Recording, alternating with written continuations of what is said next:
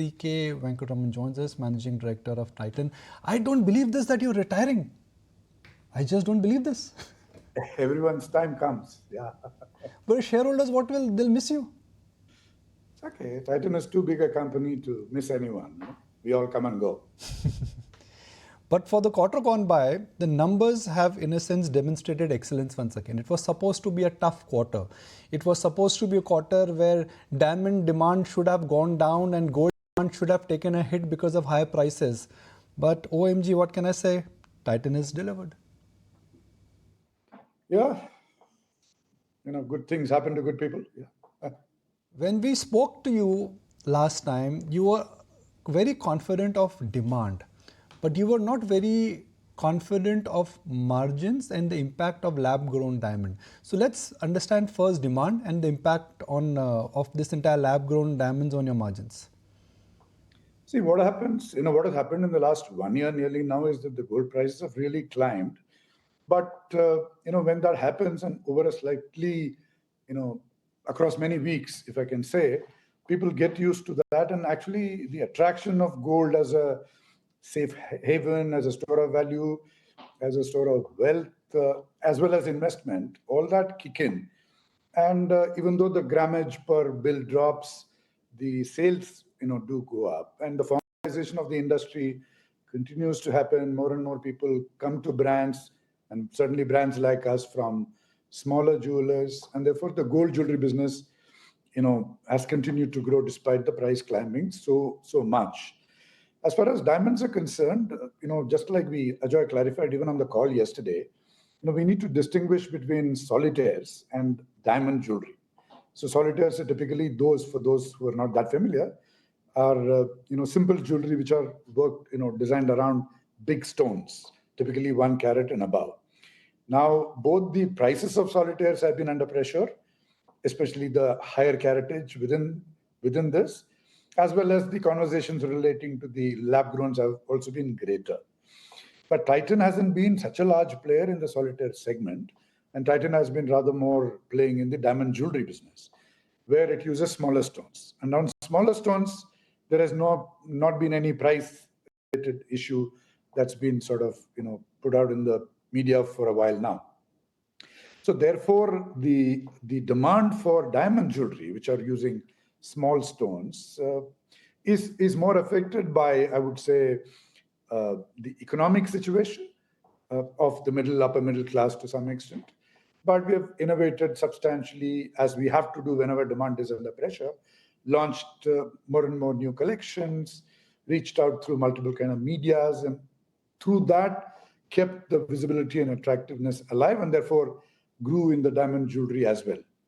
As far as solitaires themselves are concerned, we did a fair amount of pivoting, modifying our approaches, going more aggressive in the relatively lower price points, where the issue of value dilution or LGD comparisons reduce.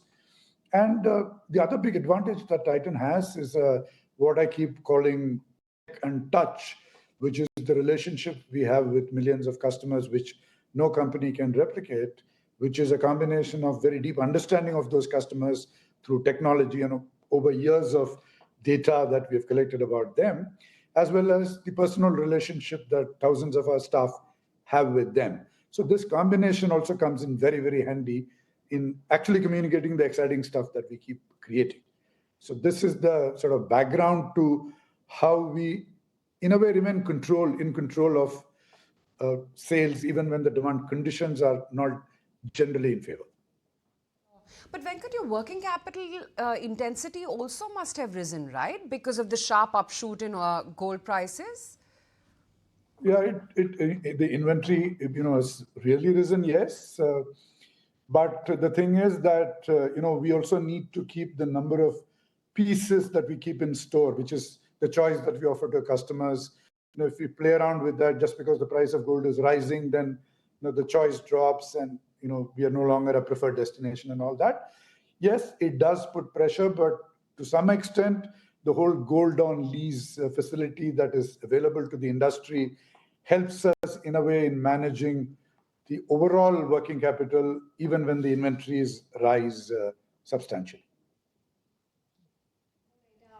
But also give us a sense that how do you see the gold demand shaping up? If you can elaborate, how is the demand shaping up with the lower gold price band for customers, and what is the outlook going ahead? Because believe that for now there could have been some bit of a boost because of Akshay Tritiya, but which segment is getting a good pickup? See, overall, last year also the lower price points were, particularly in gold, the lower price points were under pressure. Clearly, something related to middle class economic situation.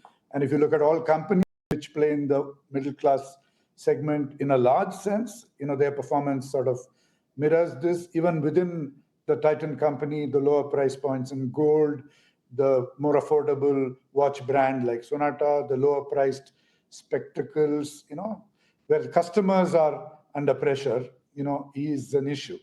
But FY26 has got a very large number of wedding dates starting now in April and all the way till February of 26, and dramatically or significantly higher than the number of wedding dates in FY25. And I'm sure Q1 will, get us the benefit of that and the whole year as well. And therefore, the behavior of those people who have money, who have incomes, who have wealth, who are sort of, in a way, not affected by inflation, not affected by job losses, perhaps. So their overall propensity to spend continues to be high. Second, weddings themselves will be a specific driver of demand and growth for brands like Tanishq. So both the income segments where we are typically strong, they continue to be sort of removed from the problems of the economy, and the wedding market being much stronger FY26. Both these I expect in diamond as well as gold to play it out in the next 12 months. But Venkat, do you believe that hedging gains that you saw in the fourth quarter, will they largely reverse going forward? And if so, what does it really mean for your jewelry segment margins going forward?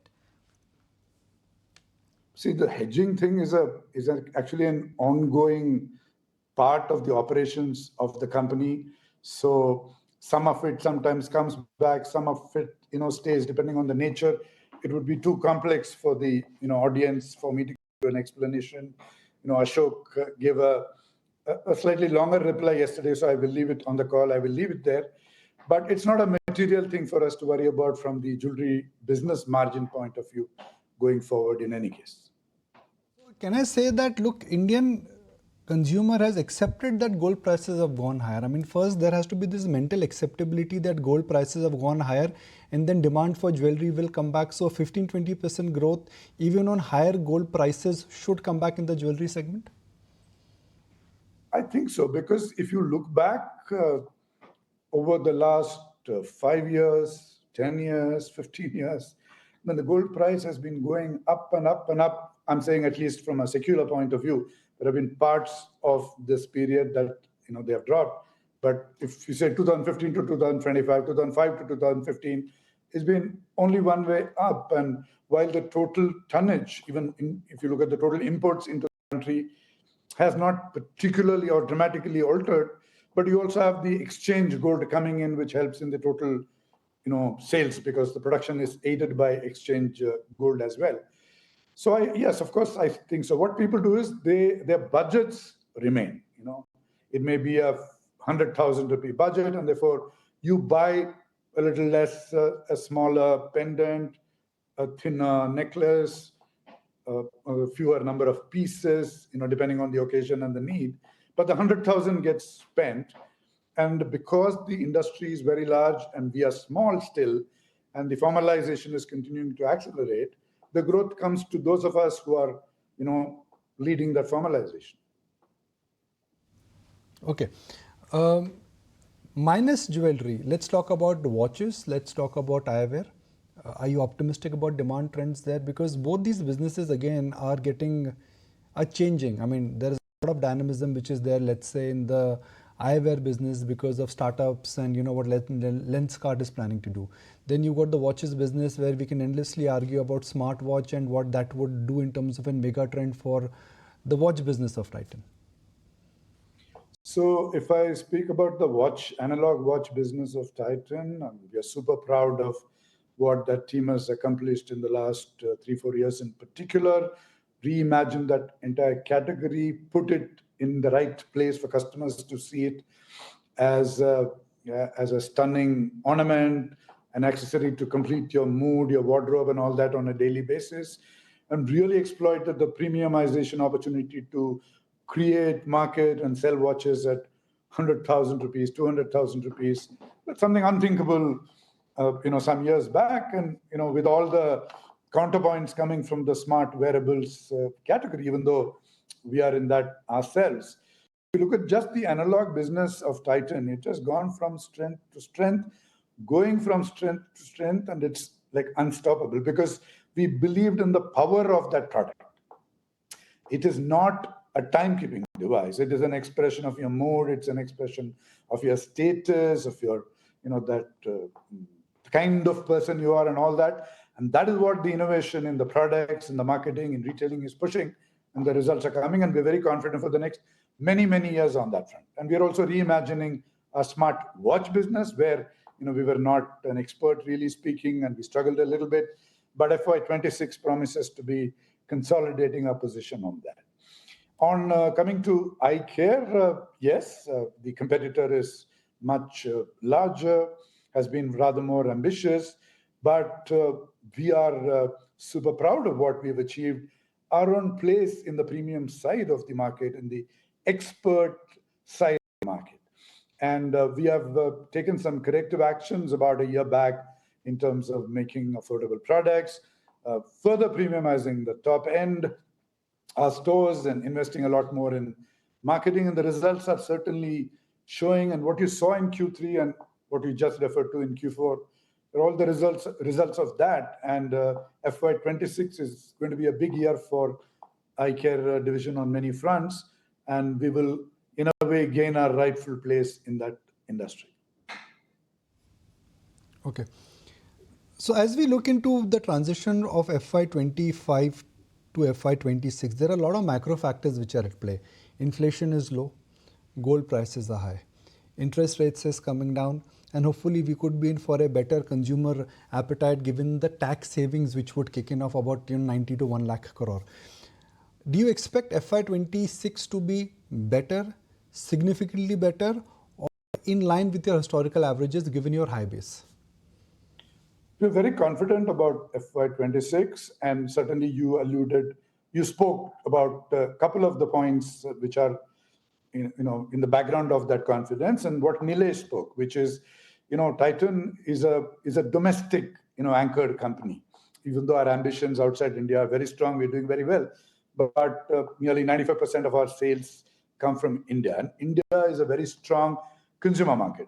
Second is that Titan focuses on the top 2 out of the 5 income classes in the country. And like I said, the income effect and the wealth effect in those 2 income classes are continuing to provide a runway for us for many years, not just FY26.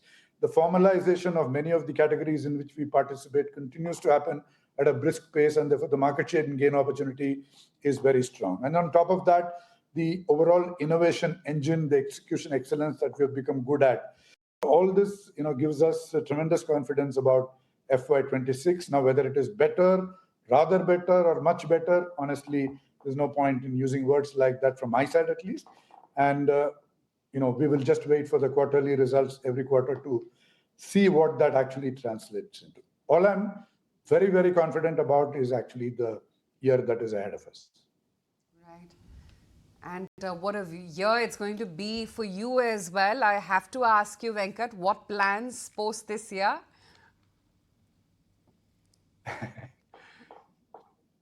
Nothing really concrete on that to share.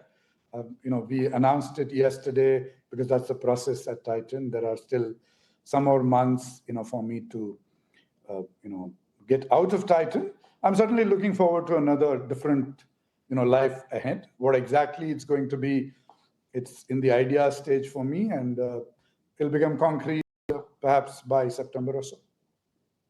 We'll chat again then as well. And you know, the street is curious about Ajoy Chavla as well. As you begin to, I guess, hand over the baton to him, tell me, what can shareholders expect from the vision that he will bring on board now for Titan?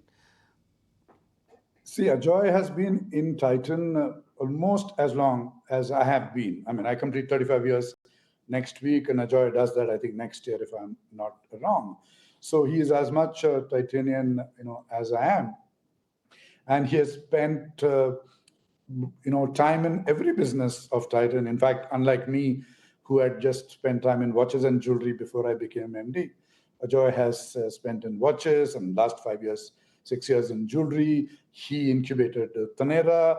He was there in the project team of the I+ team. He ran the perfumes business of Titan. So his familiarity with all parts of Titan, is even better than mine when he takes over. And he has got the right credentials in terms of growth orientation, customer obsession, the culture, which is such a key part of Titan company, the whole partners and employees and the whole culture that makes Titan such a special place, very humble, leader, and, who believes in sort of a chief CEO is a chief enabling officer who's at the bottom of a pyramid out there to serve the whole pyramid upwards, that kind of a leader. So I'm sure, the shareholders and the public in general can look forward to a even greater time under Ajoy Chavla. Looking forward to that. But Venkat, great to have you on the show, and hope we get to speak in the future quarters as well till you're around. Of course. Thank you very much. Great speaking with you. Thank you so much for your time today. If you like this video, then like, share and subscribe to ET Now.